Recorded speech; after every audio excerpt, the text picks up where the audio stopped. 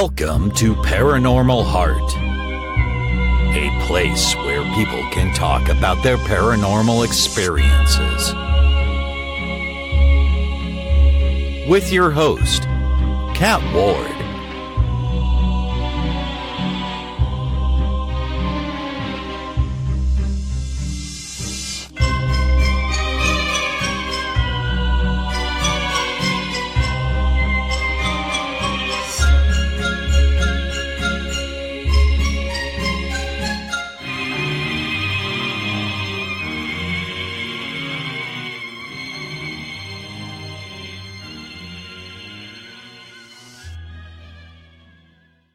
Hey everyone, welcome back to Paranormal Heart. I'm your host, Kat Ward. Folks, today I have a very, very interesting guest. He is the founder of Bronxville Paranormal Society, and he has his own experiences that have really, really intrigued me. I've heard him on other shows, and I just had to get him to talk about it on my show as well. So please help me welcome Al Santariga. Hey Al. Thank you, Kat. Thank you very much. Thanks for being here. No, my pleasure. So yeah, this encounter that you had several years ago that I heard on another talk show, oh wow, that really intrigued me, and I just had to get you to talk about it. Yeah, it's I call it the David Berkowitz, Son of Sam, devil worshipping experience. For people who are not old enough to know who Son of Sam was or David Berkowitz. He was a serial killer here in New York State in around 1980, 81.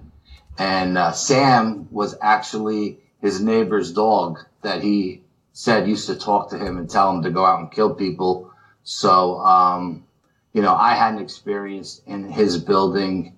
I haven't talked about it in 29 years because everybody who was involved with it were still on the job because it was an on-the-job experience, and I waited for everybody to retire. So when I spoke about it last month on that other show, it was the first time I ever spoke about it. So, I'm getting a lot of positive reviews from the show, and a lot of people are contacting me about coming on and talking about it. You were the first one, so I agreed to you right away. So here I am. And I'm thankful that you did. No, it's my pleasure, believe me. So you just let me know when you want me to get started, and we'll start rocking and rolling. Well, have at her. We're ready. Oh, okay. So 1989, I got hired at the post office in Yonkers, which is a big city in New York State. It's, I think, the fourth largest city in the state. And I was working up in the northwest post office. And on one of the routes, I was actually going out with this guy, Steven.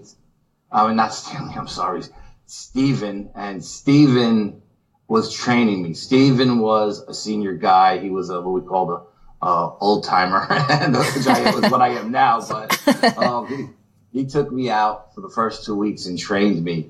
And he told me about a route. We'll call it Route 28. And he told me about this route, and he said, listen, if you ever go into this building, and he gave me the number of the building, he said, do yourself a favor and never go down in the basement. So I said, okay, why can't I go down in the basement? And he's like, well, his best friend, we'll call him Peter had that route for many, many years. And he was there when David Berkowitz was there. And this is a very high-end neighborhood. Everybody, and there was a doorman that was 24/7. There was an Olympic-sized swimming pool in the back with a tiki bar and an ice cream bar and a barbecue pit and the whole 9 yards. And everybody who lived in this building was a professional. This building was built right next to one of the biggest hospitals in the city with an executive park across the street where all the doctors had their offices. So there was doctors and nurses and lawyers and teachers and business executives all lived in this building. So this was a really high-end building. It was a really, really nice luxury building and North Yonkers at the time. So his friend, Peter, who did this building for years and years and years and got along with all the residents, after David Berkowitz was arrested. Now, David Berkowitz, son of Sam, he was known to be a cultist, and he was involved in a devil worshipping cult that worshipped in the park that was right next door to this building. And I forgot who the leader of the cult was, but it was in that link that I sent you. It talks about all the stuff about the park and all the devil worshipping stuff. And David's apartment, which is like up on the 4th or 5th floor, would overlook the backyard where the pool was, and would overlook the street that was actually had a aqueduct running in front of it. So what they did is when they put the aqueduct in front of this street, they created a street behind it so people could park their cars and walk down into their houses from the back. And one of these people's houses was this cop called Sam. Sam was a police officer named a German Shepherd, and David Berkowitz would look out his back window or his bedroom window, and he would see the dog up at the top of the steps by the mailbox by the street, just sitting there. And he said the dog would talk to him, and the dog would tell him to go kill people. And Berkowitz became the 44 caliber killer and the whole 9 yards. But anyway, getting back to Peter was in that building during that time period, and he delivered there. And like I said, it was a high-end building. It was people in the building were great people. And one day he had to use the bathroom, but the bathroom on the main floor wasn't available because the doorman wasn't around, and the doorman had the key to it. So he knew that there was a bathroom down on the 1st floor of the parking garage, which led out to the back of the pool area. And he had been down to that pool area many times to deliver stuff to the people on who lived there, packages and so on and so forth. So he knew the bathroom down there was always open. So he went down into this basement. I believe it was a Halloween, one Halloween, and he went down into this basement, and he was doing his business. And as he was sitting there doing his business, he heard chanting, and he started to smell smoke. So he became a little nervous. He thought there was a fire in the basement. And when he opened up the bathroom door to see what was going on, he seen between 4 and 6 people, hooded figures, chanting in a language that he never understood, with black billowing smoke coming out of like a pentagram that was lit on the floor of the parking garage. And out of this black smoke, this gray smoke came out of. And from this gray smoke, he appeared to become like a demon or the devil or whatever. It had turned into an entity. And this entity went over to this guy, Peter, and told him, he said, "For what you've seen here today, I will have your soul." Peter freaked out and went back upstairs, jumped in his car, and went back to the post office and told the manager. And I said, "I'm not going back into that building ever again. I've seen the devil." And Peter was a Polish guy. He was very religious. There was a Polish section of Yonkers. And he was very religious. And he said, "I'm not going back to that building. As a matter of fact, I'm not doing that route anymore." And he took like a 6-month leave of absence. And during this 6 months, this guy, Peter, his whole life fell apart. His wife left him, took the kids. He lost the house. He became an alcoholic. He was just a mess. And Stephen, who was his best friend, was trying to help him through this. And while all this was going on, they had other people holding down the route. Just unassigned regulars holding the route down because they always expected Peter to come back. But while Peter was out, another route opened up in central Yonkers at the central post office. And he took that route just to get out of that, to be away from the devil worshippers and everything. And he went to this other route in central Yonkers. And there he got a route that was in a really nice neighborhood, residential neighborhood, all private homes. And he actually got an apartment on the route. And all of a sudden, his life started to change again for the better. He became, he cleaned up. He wasn't an alcoholic anymore. And he was talking about getting back together with his wife and kids. And everything is going good. And he's there for like 6 months or whatever. And at the end of his route, there was a street that had like 4 houses on it. It was a dead end. And at the end of the dead end was like a meadow with a big a tree in the middle of it. I don't know if it was a cypress tree or an oak tree or whatever it was. And every day he would deliver those last 4 houses on his route. At one point, he started to get to the last house, and then every day he would be confronted by a black cat. But this cat wasn't a normal black cat. This cat was like the size of a pit bull, and this cat would attack him every day. So he was taking the mail back to the post office and putting it on hold for that family. So after a couple of weeks, they called the post office and they said, why aren't we getting any mail? Everybody else on the block is getting mail. We're not getting any mail. So the supervisor said, well, I'll talk to the carrier when he comes back and we'll find out what the reason is. And when he got back, Steven said, well, there's a black cat that attacks me every day. I can't get to their mailbox. The cat won't let me get to the mailbox. It's just, it's a big cat. I sprayed him with the dog spray. It has no effect on the cat. I'm not going to get mauled by this thing. He thought it was the people who lived in that apartments and that house's cat. He said, tell these people to keep their cat inside and they'll get their mail. Now, what Steven didn't know was my brother-in-law was Peter's floater. He did the route when Peter was off. So when my brother-in-law got back to the building, he asked my brother-in-law, have you ever seen a cat on that route? My brother-in-law said, no, I never see a cat out there. Pete told me about it, but I never see one out there. My brother-in-law had been on the job for maybe 3 years at that point. So then when the truck driver came back, he asked Peter's truck driver, the guy who delivers the packages, and he says, you've been here 10 years. Have you ever seen a black cat out there? And he says, no. There's a couple of people who have dogs, but they're in the backyard, but there's no cats. I never seen any cat, So nobody's seen this cat but Pete. Time goes on. So then the next day was a Saturday. That was on a Friday. The next day was a Saturday. So the supervisor decided to take all these people's mail out to them and talk to them about keeping their cat inside. So he goes there. He figured Saturday's a good day. Everybody's out cutting the grass and working on the house. Let me go by. He knocks on the door. The people answer the door. And he says, I'm sorry. Here's your mail. Unfortunately, if you don't keep your cat inside, you're going to have to move your mailbox, put it on the fence up the street a little bit, because Pete can't get here because your cat is attacking him. And the people just looked at the supervisor like he had 2 heads, and they're like, we don't have any cat. And he goes, well, there's a big black cat that's like the size of a pit bull that's attacking Pete every day, and that's why you're not getting your mail.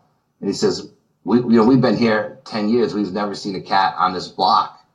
So no one knows, no one's seen this cat. So then he gives them the mail, and they said, okay, we'll move our mailbox over to the next door neighbor's mailbox, which was only like 20 feet away. And Pete can deliver our stuff when he delivers their stuff, and we'll just pick it up there. Because we don't know where this cat is, and we want to get our mail every single day. So yeah, time goes on. Now the cat, after a few months, and it's getting close to the end of the summer. I don't know if that's Labor Day or Memorial Day. I can never remember which holidays they are, but it's getting close to the end of the summer. And now this cat starts talking to Peter. Not physically saying words, but like mental telepathy. And he's telling Peter, your soul is mine. Your soul is mine. Don't forget what I told you. For what you've seen that day, your soul is mine. By the end of this summer, I will have your soul. Now, Peter's freaking out. He goes back and he tells the supervisor, he says, listen, this cat is speaking to me, mental telepathy. And the supervisor thinks Peter's losing his mind. Peter's telling my brother-in-law, he's telling my brother-in-law the story. And my brother-in-law's like, dude, I don't know what you're seeing out there, but I've never seen a cat out there, He's telling the truck driver. It's not that nobody's believing him. It's just that nobody else has experienced this stuff. So, end of the summer comes around, and Peter never comes back to the office. So the supervisor, truck driver's the last guy in off the road, and he says, could you do me a favor, Joe? Can you run out to the end of the Peter's route and see if he's finished delivering the route? Because it's Saturday. I want to go home. It's the holidays coming up, and I want to go home. So Joe drives out to the end of the route and goes right to the last block. And as he pulls down the street, there's Peter hanging from this big giant tree with his mail sack wrapped around his neck, and he's just hanging there, hung himself. Oh no! Wow. So yes, it was horrible. So he jumps in the truck and he runs to the closest business, which happened to be a bowling alley right around the corner. He dials 911, tells them what's going on, calls the supervisor. Supervisor goes out there, and sure as shit, just like that demon said to him in that apartment building, and just like that cat said to him during that summer, by the end of the summer, his soul would be taken, and he committed suicide. Or at least they believe he committed suicide on that route. And the crazy thing about it is, after Peter passed away, my brother-in-law took over that route and held that route down for like 10 years and never seen a cat. Now, when Steve is telling me this story, I'm taking it with a grain of salt, because I don't know if he's just pulling my leg or if he's being serious. But Steve is a big guy. He's like 6'5", 300-pound, big Polish guy. And he's got tears in his eyes when he's telling me the story, because he was his best friend. So my gut is telling me he's telling me the truth. But he doesn't know my brother-in-law worked at that station and was Peter's floater. So I lived around the corner from my brother-in-law at the time. So when I went home, I called my brother-in-law up and I said, hey, any truth to this rumor? And I explained it to him. And he said, yeah, everything that they told you was true. Everything happened. He really hung himself on that tree. And I was like, wow, I couldn't believe that, everything this guy told me was the truth. So time goes by, and my boss comes to me one day and he says, listen, 28, nobody bid on 28 route. It's up, it's going to have to assign it to somebody somewhere down the line, but it's going to be, after the holidays. Can you do me a favor and just hold it down through the winter, and in the summer, we'll put it up for bid. You have a problem with that? And I said, I don't have a problem with it, because A, it was a beautiful route. B, it was a moneymaker, because all the people who lived there were wealthy individuals, and they all took care of the mailman at Christmas, because the mailman, they always had favors to be done, forward this, don't forward that, and, all kinds of stuff. They would give us all kinds of things to do, and they would always take care of you monetarily. So I said, no problem. So then my boss brings me in the office. He said, but you got to do me a favor. And I said, what's that? He says, whatever you do, don't go down in that damn basement. Please don't go down in that basement. I'm telling you, if you have to use the bathroom, jump in your car and drive back to the post office. Don't go down in that basement. So I was like, okay. I kept asking him, why? And he says, well, I don't want to get into details. Just listen to me. Don't go down in that basement. And then my supervisor was a really good guy at the time. But I knew why, but I wanted him to tell me, but he wouldn't tell me. So I'm holding down the route and, holding it down. It's September comes around. I'm all, first it was like, I think I got it in August and September. And, I got to be brutally honest with you. There was days when the doorman wasn't there. He was on lunch or whatever. For whatever reason, he was on lunch. He wasn't at the door. And the maintenance guy wasn't around. And I would have to take accountable pieces down to these people who were down by the pool, whether it was a certified mail or a registered or insured piece, whatever. I needed a signature with it. And these people were home. And I didn't want to leave them a notice and have to upset them to come to the post office to get it and stand online when I know they're there. Plus, I'm looking to get a nice tip at Christmas. So I'm going to be brutally honest. And these people were great people. I mean, they would always invite you down for lunch. You get a lunch, right? Come downstairs. We're cooking hot dogs. We're cooking hamburgers. Have an ice cream. Have a soda. We're making ribs. They're always doing something. Every single day during the summer, there was some kind of barbecue going on down by the pool. It was a free meal every day if I wanted it. Most of the time I just grabbed the soda, but let's face it, there was times I had a hot dog and a hamburger. But so I was going down there all summer long and, giving the accountables to these people and everybody, taking care of everybody. And usually when the doorman's not there, you have to take the packages and you have to drop them off in front of each person's apartment. And when you have to do that, because this is a really big building, it has a north side and a south side, 2 separate elevators, and it's like 6 stories high, and it's a really big building. It takes up almost the whole block. And when you have to do that, you're stuck in that building for an hour or two. You know what I mean? Easy, you can't get out of it. Yeah, because you got to go to every single floor because everybody ordered everything. These people had money, and everything came over the mail, and the mailboxes were really tiny. So sometimes you would have to rubber band the mail with the magazines because they got so much and drop them off in front of the door. if the doorman wasn't around. And thank God the doorman was usually around, so I would just put a notice in the box, check with the doorman. But anyway, I'm doing this route. I'm holding it down. Now, September turns into October, and Halloween rolls around, and I find it funny that this particular building that celebrated every holiday under the sun and always decorated the building for everything, whether it was Valentine's Day, St. Patty's Day, or, whatever, Thanksgiving, there was no decorations in this building. No Halloween decorations. And there was a lot of children who lived in this building. I just couldn't understand why the rec room wasn't decorated, the lobby wasn't decorated. But I said, you know what? I'm not going to say nothing. It's none of my business. So that particular day, like I said, it was Halloween, and the doorman wasn't there. He was nowhere to be found, and I had to use the bathroom. So I rang the superintendent's building buzzer, and he was nowhere to be found. So, I'm debating, what do I do? Am I going to drive all the way back to the post office and waste a half-hour time, or am I just going to go downstairs and use the bathroom downstairs and get it over with? Yeah. I've been downstairs 100 times during that summer. I've never had anything happen to me. It was always a good experience. So I said, you know what? I'm going to go downstairs.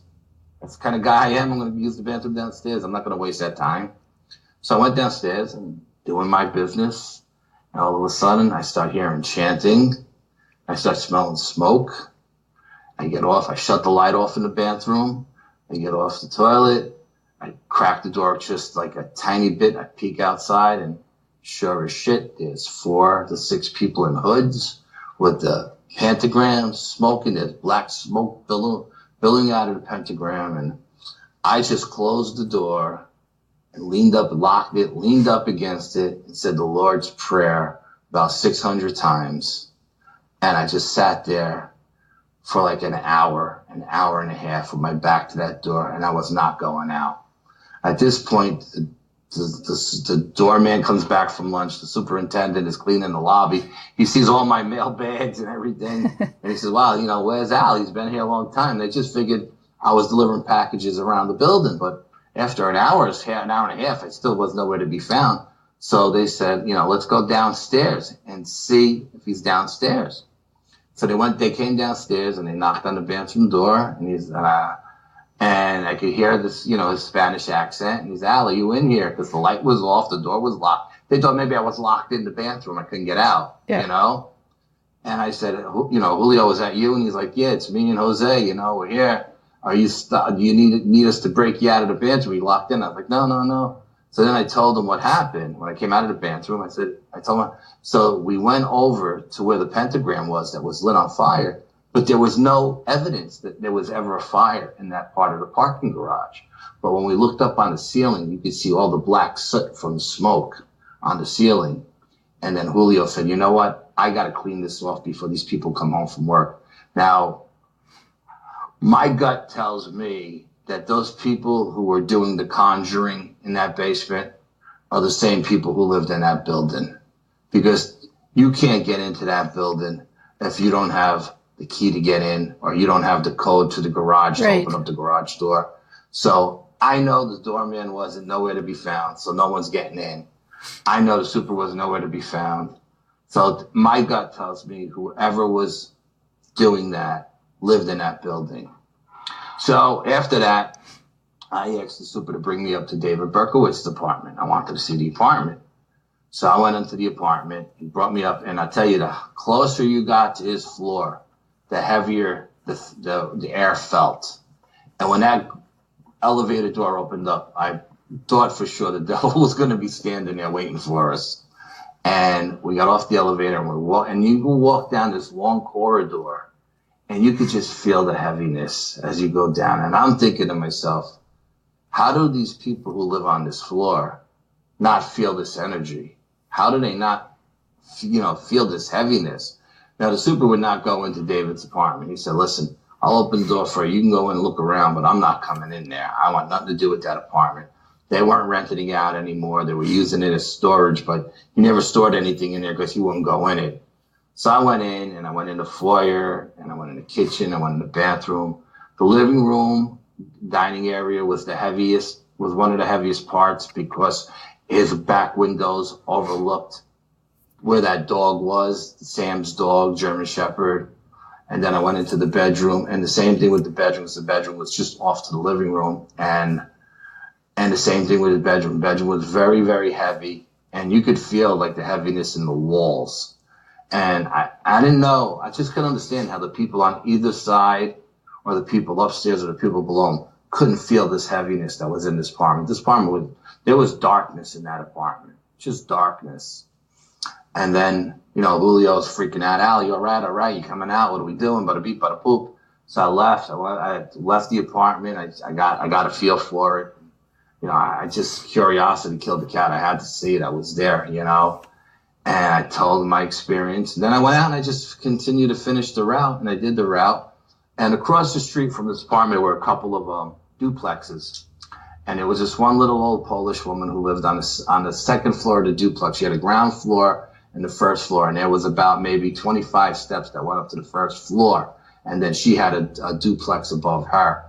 And every day she would have either a cup of coffee or lemonade or a piece of cake or something waiting for me every single day, because I would bring her mail. She had 2 mailboxes at the bottom of the steps, one for the downstairs apartment, one for the upstairs apartment. And what I would do is I would bring her mail upstairs for her and put it between the storm doors so she wouldn't have to go up and down the steps, because she was old. She was like 80 years old, Yeah. And I was just did it out of the kindness of my heart. But I did it because she was a sweet little old lady, and she always her way of thanking me was always having a wintertime coffee or hot chocolate. In the summertime it was lemonade or iced tea, and always a piece of cake. There was always something there. So I asked her, I said, do you ever hear anything about these devil worshippers that, worship in the park?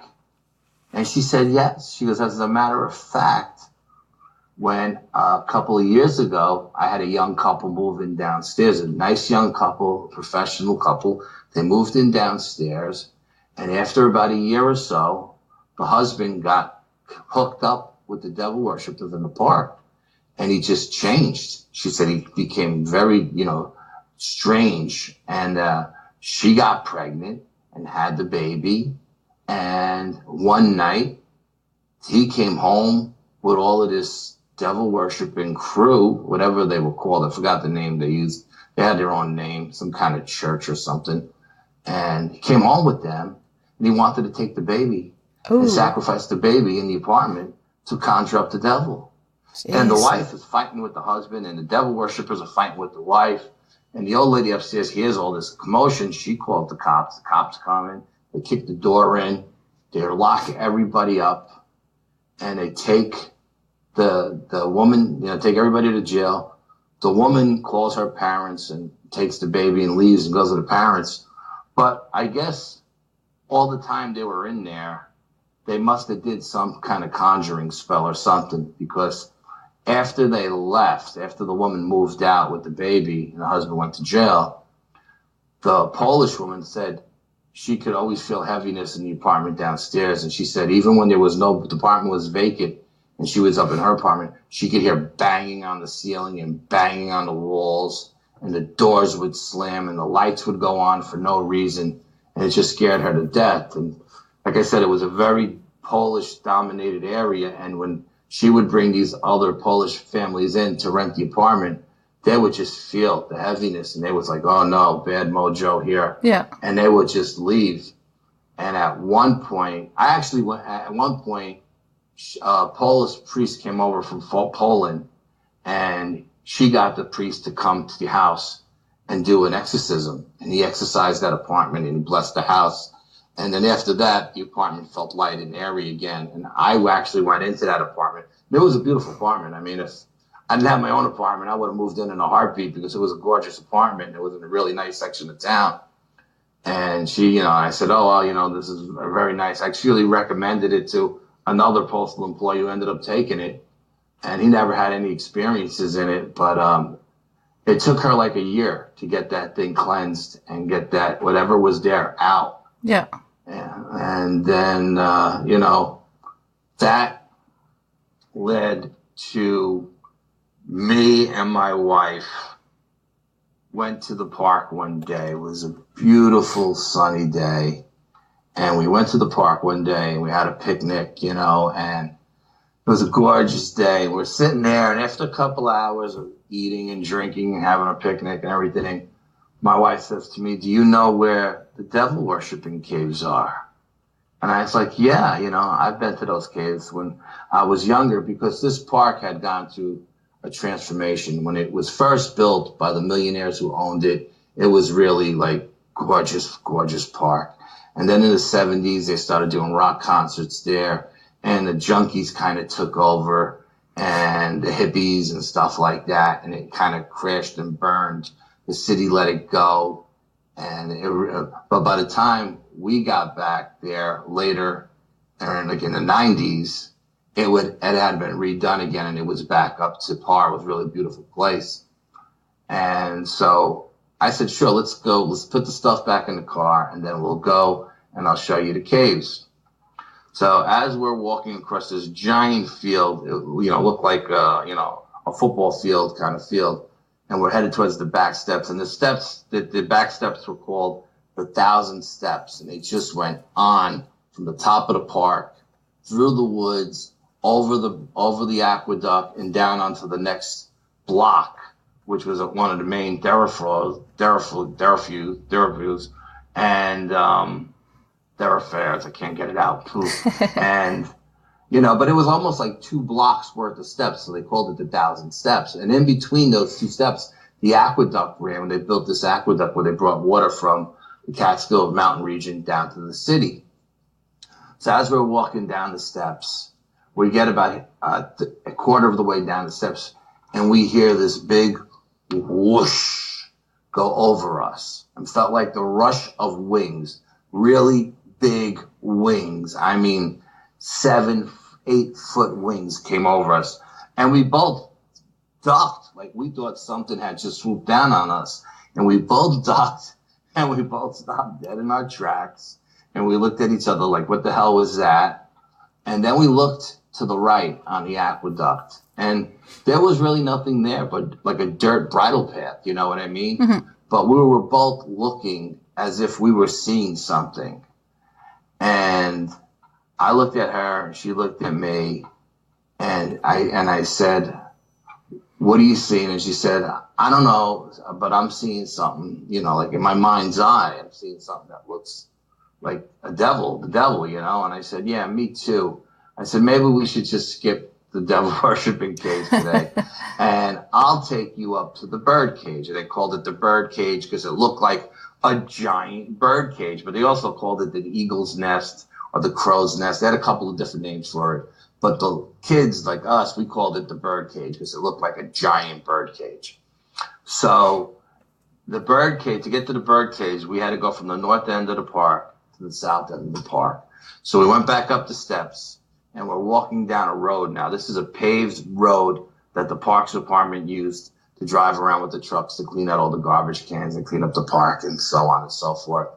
And we're walking down this road, and we're walking again maybe an eighth of a mile on this hike, and the bird cage is maybe a half a mile away, a quarter mile away, something like that. And we're walking, and all of a sudden we get that big whoosh again. Whoosh comes over our heads. And again, we both stop. We both duck, and we both stop. And we're right in front of this giant oak tree to our right, with this giant branch that went across the road, but high up. This branch had to be like 50 feet up in the air. And it was a huge branch, and there was nothing on it. Like, there was no little branch to stick. It was just a straight branch that went across. And we're both looking, and I'm looking at it, and she's looking at it. And I turned to her and I said, "Okay, what are you feeling now? What are you seeing? Tell me what you're feeling." And she says, "I don't know if you ever seen the movie The Gargoyles." She said, it was an old TV movie, cheesy TV movie that they made in the 70s about devil worshippers and gargoyles and demons and all this other stuff. But the lead gargoyle looked like the devil himself with the horns and the bat wings and the whole 9 yards. Mm-hmm. And she says, "That's what I'm seeing up on that branch." Now, my wife is a few years younger than me. For her to talk about the gargoyles almost knocked me off my feet, because I love that movie. It's one of my all-time favorite movies, as cheesy as it was a great movie. And I was like, it was crazy because that was the same exact image that I had in my mind's eye.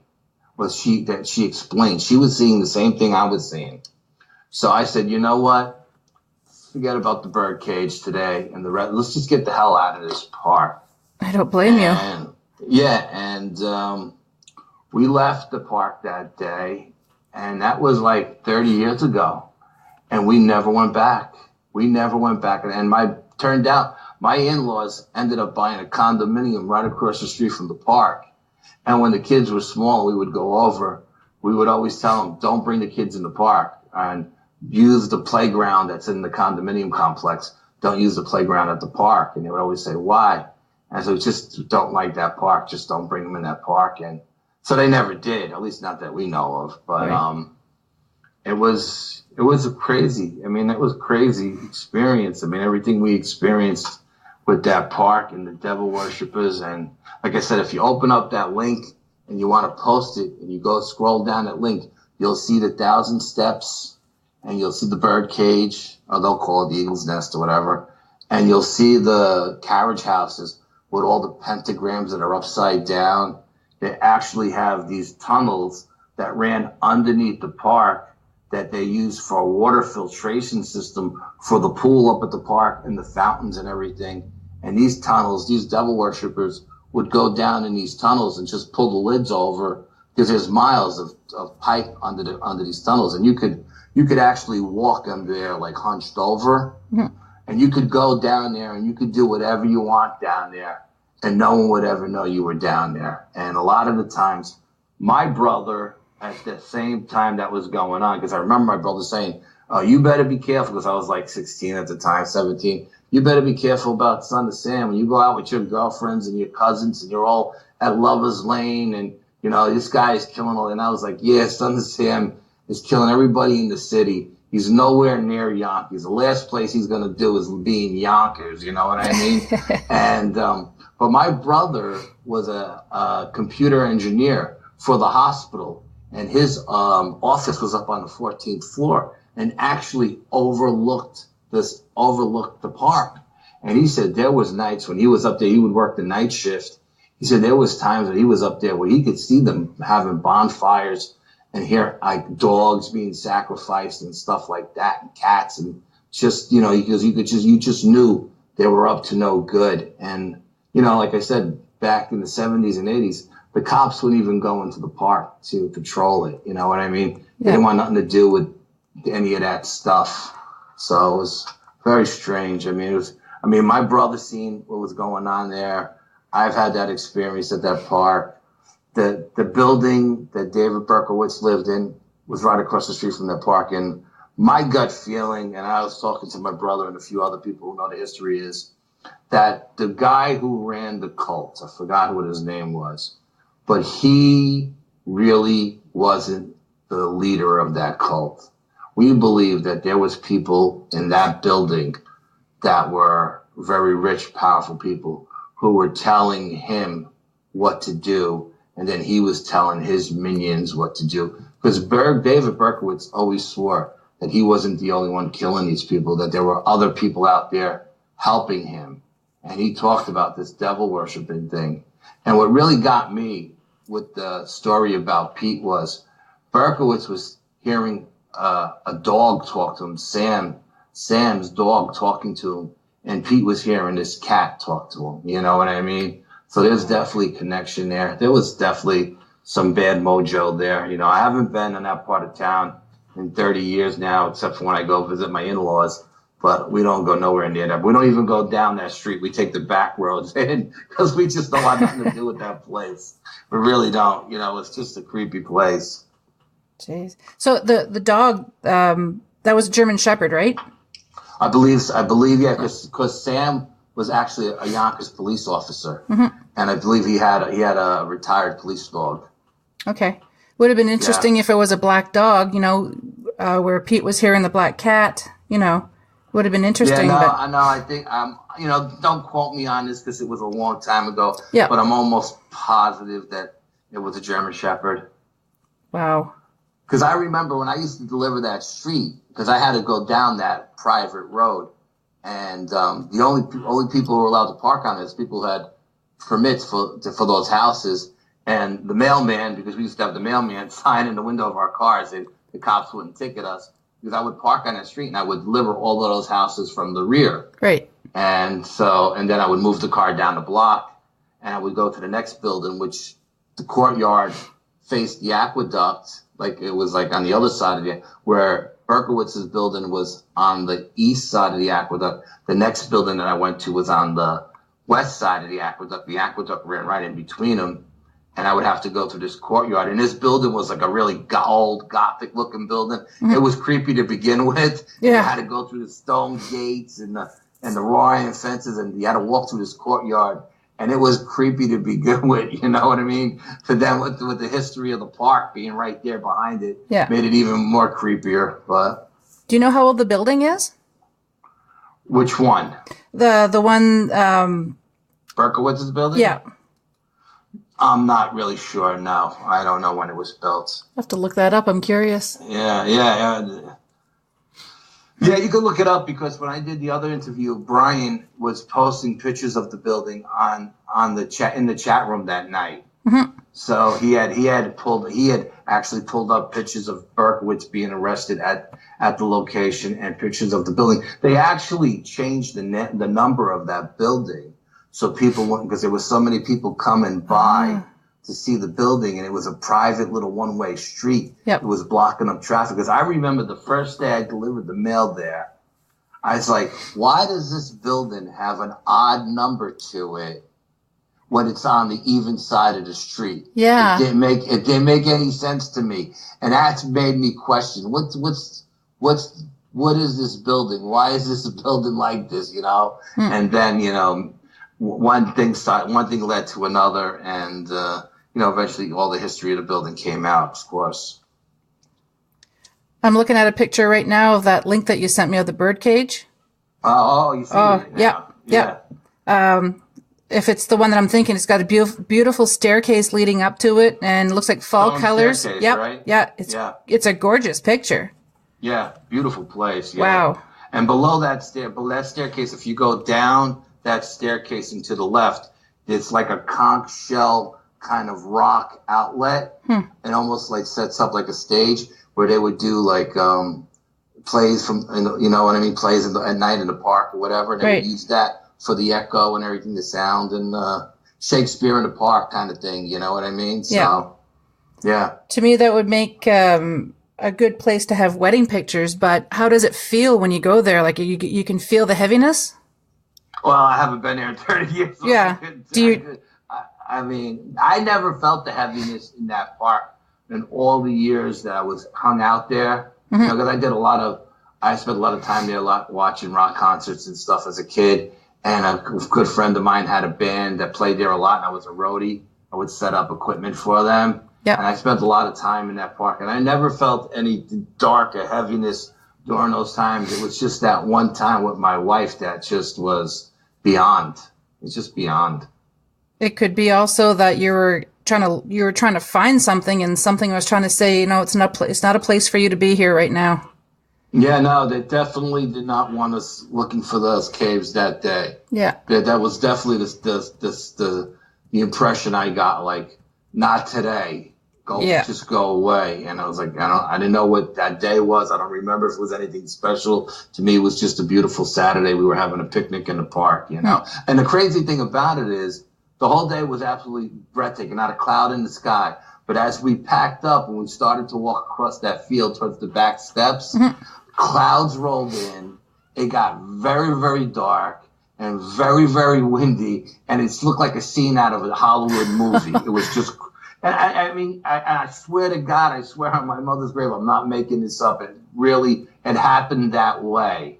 And it was just crazy. Like, it was like a tornado of, like, we were in like a wind tunnel or something. It was just crazy. Wow. Just all the elements were there to make it extra creepy. Yes. And I think all those elements rolled in when that other thing came in too. You know, maybe it was in the trees. And when we heard us talking about what we were doing, And when it decided to go that way, it created this whole atmospheric effect where it changed the whole day from beautiful sunny to cloudy and windy and dark and scary. You know, it really did. Wow. And you've never been back? I've never been back. You know, the guys on the team, they want to go there and investigate. I got a couple of guys who are just dying to go there and investigate. And now the chief of police is a good friend of mine. Mm-hmm. So I could always reach out to him and say, hey, listen, we want to do this. Do we need a permit? Can you get me this permit? Could you let you guys know that we're going to be here on such and such a night so nobody gets arrested and this, that, and the other thing. And, you know, I got the means and the way and the means to get there and do it officially without any problems.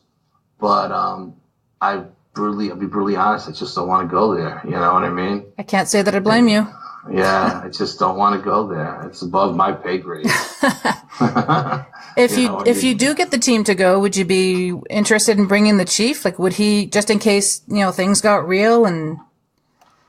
Well, I don't know. I mean, I would invite him out, absolutely, because I grew up with him, you know, in the same neighborhood. We grew up together. We went to school together in high school.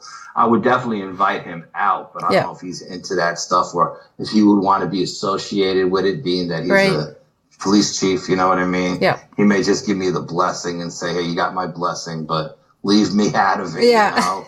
Too many politics involved, you know? Yeah, for sure. Yeah, wow. and that's basically the whole story in a nutshell, you know? I mean, if you got any questions, let me know, you know, don't hesitate to ask, but that's basically the stories. And that was Pete's story and my story, and then me and my wife's story all wrapped up in a nice little neat package. It all coincided in that one, like, 2-block area. When I tell you it was only within 2 blocks, all this stuff happened. It was crazy. But do you know what would have been there in those 2 blocks prior to everything that's there?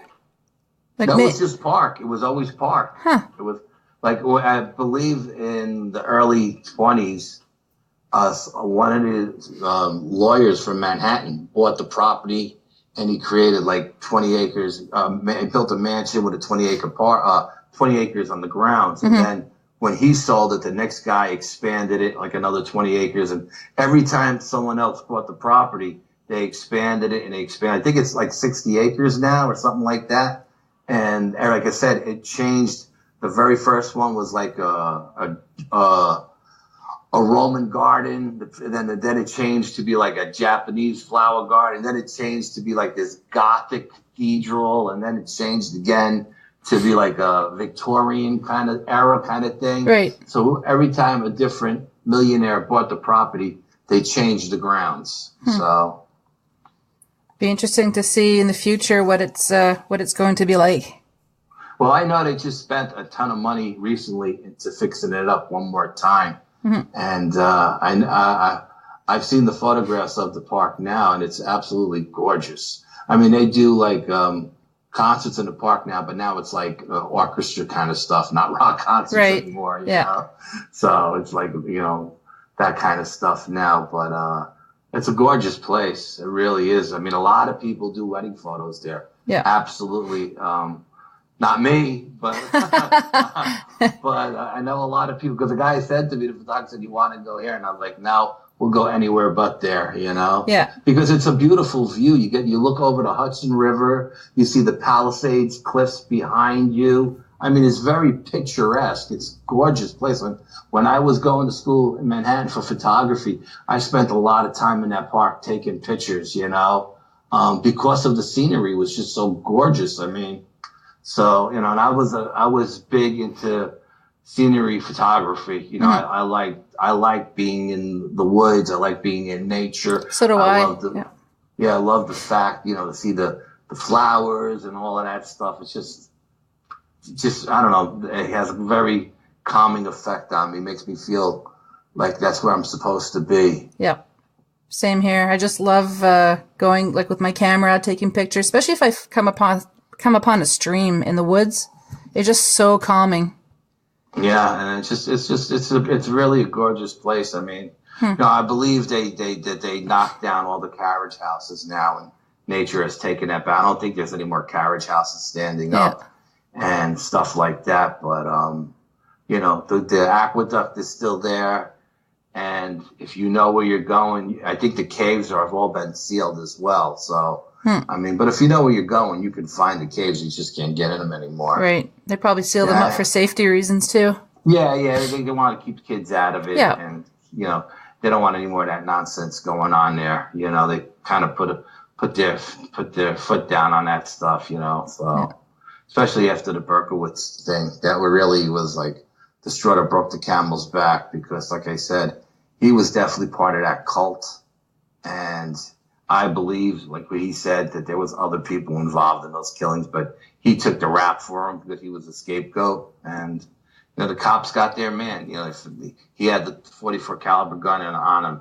He had a machine gun in the car. He was going out to shoot up a whole nightclub. You know what I mean? Oh, jeez. So, yeah. I mean, if they didn't find, and the only reason they got him is because they found, you know, that they were checking on a parking ticket that happened not too far from one of the crime scenes, and it led him back to Yonkers. I'll tell you the truth, when they brought him in and I found out he was in Yonkers, I almost fell off my chair. Because, you know, I know my brother was always breaking my chops about it, but not in a million years did I ever think the guy lived in Yonkers, you know. And we spent a lot of time up at Lover Lane, you know. You know, and those Lover Lanes, when it gets dark, they're a little creepy and scary. Yeah. You know, it's so secluded. So. Especially when you got someone like that in the back of your mind. You know? No kidding. Yeah. Jeez. It's scary, you know. It was a scary time. It really was. But jeez. So, I mean, that's my story. I hope I did it any justice. I hope it, you know, you liked it. And I loved it. Your listeners like it as well. I'm sure they will. It's very, very interesting. Wow. I just can't imagine being in a place like that. Wow. Yeah, it's amazing. It's an amazing place. Like I said, you know, I don't know if there's still devil worshiping going on there. Yeah. Like I said, I haven't been here in 30 years, but who knows? That stuff seems to come around in cycles, you know, so I don't know. Indeed it does. Well, before we sign off, why don't you tell us where people can find you? Okay, you can go to the Bronxville Paranormal Society. We have a website. We have a Facebook page. We have a Facebook group. We're on all social medias, Twitter, and everything in between. Also, we just created a couple of new groups. Brian and myself are co-directors of the North American Dogman Project, New York State chapter. You can find us on Facebook and Twitter. And we also created the New York State UFO Project. Again, you can find us on Facebook and Twitter, and, you know, be a member, join up. And we got a lot of exciting stuff going on in the future, not only with investigations with the BPS team, but the stuff with the Dogman Project and the UFO Project as well. Right. Sounds like you're busy. Yeah, I'm busy. I'm trying to stay busy. Absolutely. Okay. Well, thank you very much, Al. Kat, it was my pleasure anytime. It was my pleasure as well. And I will do it for you at the drop of a hat anytime. Thank you so much. I appreciate that. You're welcome, sweetheart. Take care. Bye-bye. Bye.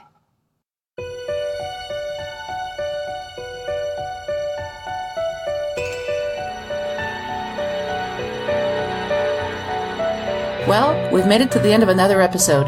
Thanks so much for listening. Until next time, take care of each other.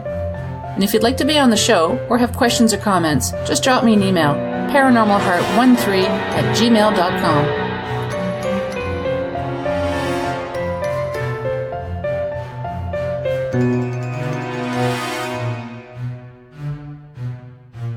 Paranormal Heart would like to extend a special thank you to PurplePlanet.com for supplying the music for the show.